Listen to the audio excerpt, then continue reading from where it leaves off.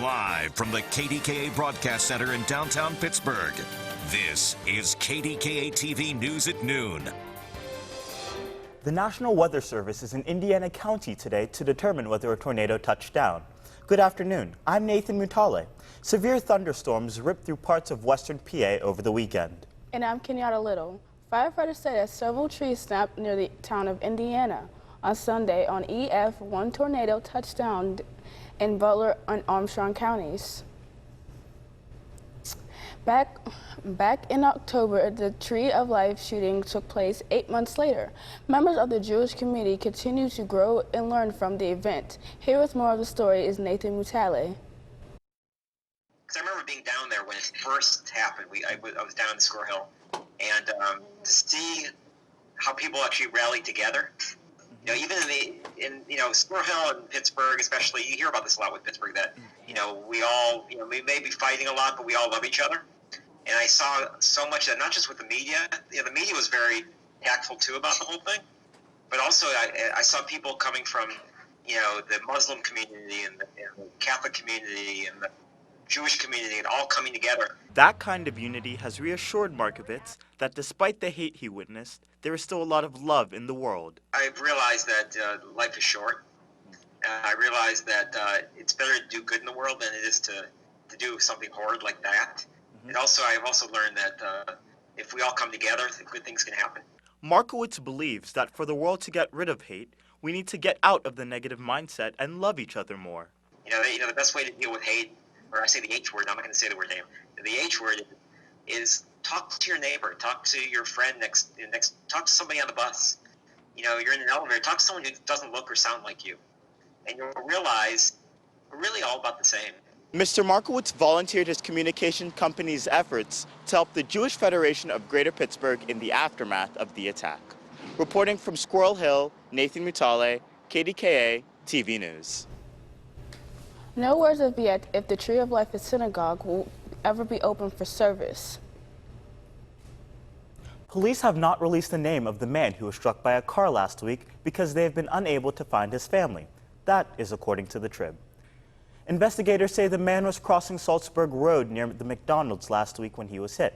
The medical examiner has ruled that the man's death was accidental. No charges have been filed yet in the fatal accident on Route 21 in German Township near Uniontown that claimed 3 lives. Investigators say a pickup truck and a tri-axle truck collided head-on. A 4-year-old child was among the 3 people who were killed. Police are investigating whether speeding or the wet road conditions contributed to the collision. This is a heavily traveled road. A lot of traffic on this road because this is your main way through to Waynesburg to Uniontown if you don't want to take 79 through 70. So this is a pretty heavy traffic road during the day. There are locations where you are allowed to pass on this road. The speed is kept down for that reason. There's a lot of truck travel on this road. The 2 adults and child in the pickup truck were from the area of the accident. 4 people are homeless this noon after a fire tore through an apartment in Westmoreland County. Firefighters were called to Ligonier Street near McNally Avenue overnight for the fire. Someone was able to shut a bathroom door, and that helped contain some of the fire. The Red Cross is helping a woman and 3 of her children. According to University of Pittsburgh Health Specialist Indiana Hunter, there are several reasons black males are suffering from HIV. Amani Clark Bay has a story. HIV,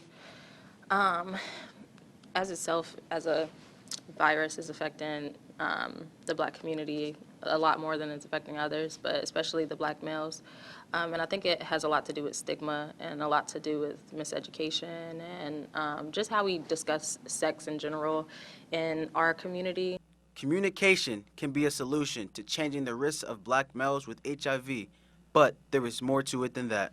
I think it really stems from historical medical practices. There's a lot of mistrust within the black community, so a lot of times people don't go to the doctors because of that.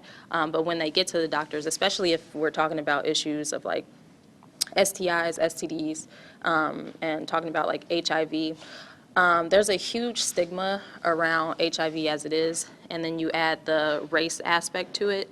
So a lot of practitioners don't know how to talk to people who have been recently diagnosed with HIV, and they make a lot of assumptions, which in turn, their patient doesn't want to see them because you're making assumptions about them, you're asking them intrusive questions that they're not comfortable talking about. Hunter says medical professionals can do better while interacting with their clients. Especially patients who have been diagnosed with HIV, and especially black males.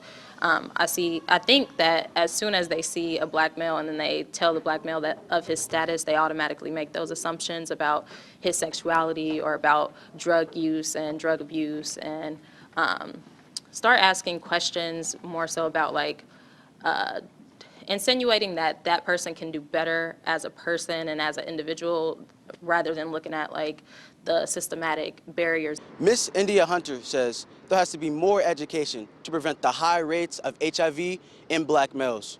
Reporting from Oakland, I'm Amani Clark Bay, KDKA TV News. In 2015, when AIDS-free Pittsburgh was launched, 124 HIV diagnoses in the county. That number went down to 100 by 2017. Mental Health Awareness Month is observed in May, but many are still not getting the help they need. Coming up, hear why one young lady says awareness and help are needed now more than ever. I love my house, but with my knees the way they are, trying to get up and down these stairs, it was just unbearable. But not anymore, now that I have my Acorn stair lift. Whether your stairs are straight, L-shaped, multiple flights, even outdoors, Acorn Stair Lifts is your solution. Many of my patients experience joint pain, exhaustion, or loss of breath on the stairs. That's why I always recommend the use of an Acorn stair lift. If you have trouble on the stairs like I did, call Acorn Stair Lifts right now. You'll be surprised at how affordable it is, and you get to stay in your own home. Don't let your stairs keep you from enjoying all of your home. Call Acorn right now and get a free no-obligation consultation. Plus, we'll send you a free stair lift buying guide just for calling. See just how much an Acorn stair lift will improve your life in your home. Your safety and comfort on the stairs is a simple phone call away. Why wait? Call now.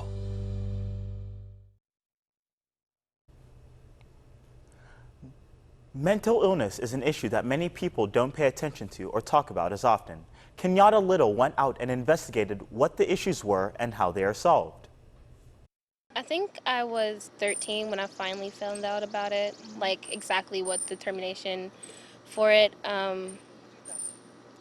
But it was like a long waiting process to figure out what it was. I thought I was just weird and that I just had episodes for no reason, spirals of anxiety, not being able to catch my breath whenever I talk to new people, and just constant fear of everything. I think my breaking point was when I was 14 and I finally got admitted. So yeah, that's when I first found out. When Ariel discovered these issues, she got help for it. She knew it was a part of her, but never felt different. No, I don't find it unique. I just think everyone's different, and unfortunately I have this illness, which I don't like to call it. I just call it what it is: anxiety, depression, OCD. I don't find creativity in it. I just think that it's there and it's acknowledged, and better off knowing what it is than using it for something. Dr. Stacy Flint is a case supervisor who works with these exact issues. She's dealt with clients who have similar problems. At one point in time, I had a client that was going through a severe mental illness. And family was unaware, didn't know how to deal with it, didn't know what it was, didn't even care to deal with it. And the individual was by themselves pretty much. And they went through a lot of challenges and adversities and learned how to overcome it on their own. So that story was very inspiring to me, because a lot of people end up going through it on their own, but it's not always a positive outcome. Dr. Flint told me that working with mental illness has changed her outlook on how she treats her patients. Reporting from Garfield, I'm Kenyatta Little for KDKA TV News. Various doctors and organizations state that teenagers should be allowed to talk about what mental illnesses feel like, allowing them to give voices to their feelings, fears, hopes, and dreams. Well, folks, Ron Smiley is unable to join us this afternoon, so I'm going to take a stab at giving you the weather. If you look at the past few hours, it's been nothing but rain, rain, and more rain. But that all ends after this Thursday morning forecast, in which that moves out to the Friday morning forecast, which seems to be cloudy, which turns into clear skies Friday afternoon. With a high pressure front moving in, it's going to remain clear skies Saturday morning, Saturday afternoon, all the way to Sunday morning. And folks, for the 7-day forecast, we have a high of 74 and a low of 60 on Friday, but it's also summer, so you may want to head out to Kennywood on that day. Saturday, high of 77, low of 52, so you may want to hit Home Depot and finally cash out those coupons you've always been looking for. Sunday, high of 84, low of 55, partly cloudy, an even better day to finally hit the pool. Monday is a high of 85 but low of 66 with scattered storms, so you may not want to stay inside and watch that Netflix series you've been putting off. Tuesday is a high of 83 and a low of 66 with a few storms, so you may not want to stay inside and go out and get those groceries. Wednesday is a high of 84 and Thursday is a high of 85.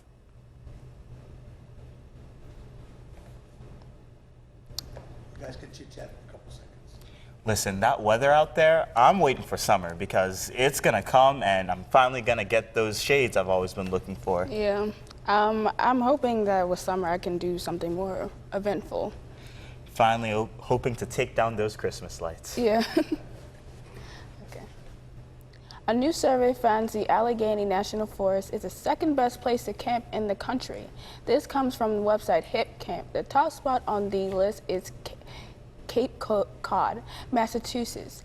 That site says camping is more popular than ever, and more households camp at least 3 times a year. The Pirates are setting up to win a home series. Amani Clark Bay will have more in sports. Plus, one local hospital is getting national exposure. We'll explain next. Good morning. Thanks for joining us.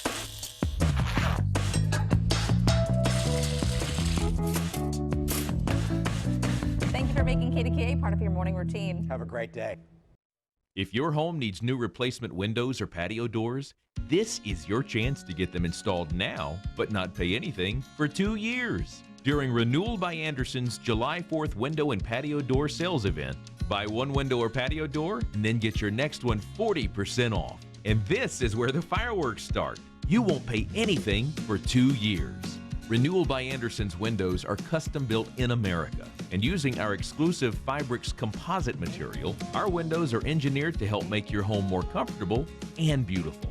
During our July 4th window and patio door sales event, buy one window or patio door and then get your next one 40% off. And then declare your independence from paying interest. With our financing, don't pay anything for 2 years.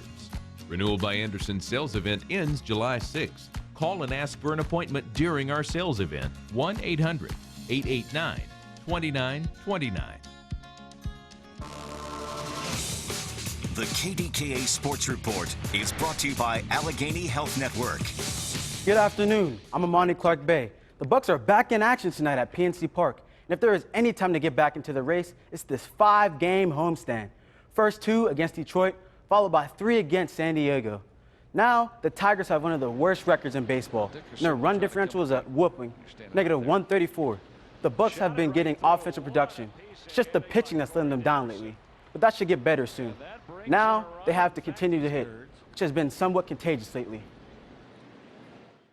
You know, coming off of a tough road trip there, we'd like to win a couple more games. So it's been a good time. You know, we're going to keep going out there and trying to win every game, and we'll take it from there. Kevin Newman will lead things off. Brian Reynolds batting second and starting in left. Starling Marte batting third. Josh Bell cleaning things up. Melky Cabrera in right instead of Gregory Polanco. Diaz, Gong, Frazier round out the bottom of the order. One thing is for sure, they have to continue to keep Reynolds in the starting lineup. I think what you see is what you get from Brian, and what we're getting to see on the field is pretty special. And I don't think he's, by any means, thinks it's easy now that he's been up here a couple months and had the success he's had, because there's still some at-bats. He comes back and he'll talk about, different sequences or different pitches and getting to see different things. Plus, there's a challenge in front of him defensively because we moved him around three times, so he's continuing to hone his craft that way as well. Mitch Keller gets his third major league start tonight. He's still looking for his first win. Actually, he's looking for his clean first inning. Keller has struggled out of the gate. 6 runs in the first against the Reds, then 3 in the first against the Braves. He's given up 12 earned in 7 total innings. But tonight should be a great opportunity for Keller, considering he's facing one of the worst lineups in baseball. Detroit is ranked 28th in offense and is hitting .229 as a team. I mean, that's almost some good news today for the Bucks on the injury front. Trevor Williams will pitch tomorrow. Williams has missed his last 5 starts with a right side strain. He's ready to go now after a month off. has to be himself, and that's when he really took off. Being on the bench and not being able to help the team is tough. It was my first time on the IL, and hopefully it's my last. And I'm just excited to get back out there and help the team as much as I can. It's a big week for Jim Rutherford and the Penguins. The NHL draft starts this Friday. The Pens currently have the 21st pick in the first round, but we can all know that can change. The Pens haven't used a first-round selection since 2014. It took Kasperi Kapanen with the 22nd pick, but he eventually got shipped off to Toronto for Phil Kessel. And don't be surprised if someone else gets shipped off this week. This is the time for Willen and Dillon. We know Rutherford loves to do that. He called for changes, and that's exactly what happened. Olia Matata was the first. Could Chris Letang or Venji Malkin be next? Rutherford was on 93.7. The fan with Bob Papiani this week said that most anything is on the table because we know Sidney Crosby isn't going anywhere. There's been great players traded in this league, and if somebody comes along with a package that makes sense for the Penguins, we have to look at it. I didn't say that I was going to actively push to trade the guys you just mentioned, but I didn't say that I wouldn't. And, the best example of all, people hear this over and over, is Gretzky was traded, and, one of the greatest players of all time. And sometimes there's certain packages come along that you have to look at, and that's why I kept that door open. The Pens announced their preseason schedule: 2 games against Buffalo, 2 against Columbus, and 2 against Detroit. Their opener is at Penn State against Buffalo on September 16th, and at home for the first time in 3 days later on September 19th against Columbus. The regular season schedule should be announced shortly. Hey, isn't that crazy about these sports? Listen, I'm just waiting for NBA season. That's when it really gets started. What about you, Kenyatta? I'm just waiting for the Steelers to win for the Super Bowl, Glad to hear. That's a big hope right there. Yeah. Pittsburgh public schools have made a major decision reversal. Learn why right after the break. And hear more about it, a program that helps produce young journalists. Stay tuned. With cheese dippers by the Laughing Cow, you can dunk, do your thing, snack, or twirl. So however you snack like you. The Laughing Cow. Cure Auto Insurance. Switch your car insurance and save. Visit cure.com today. Jill has heart failure and a new place to explore.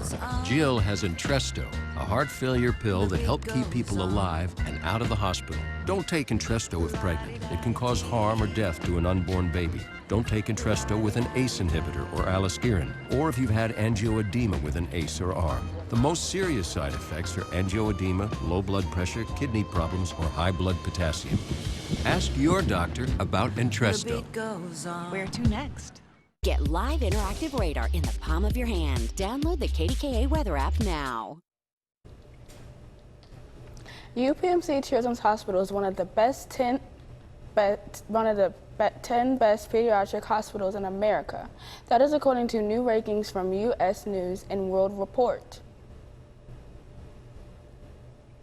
Experts looked at categories like the specialties hospitals offered, the quality of treatment, and survival rates. Children's Hospital came in 8th on the list.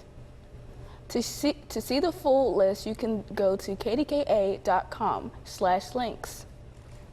Students at Pittsburgh's Environmental Charter School will continue to ride the school bus next year.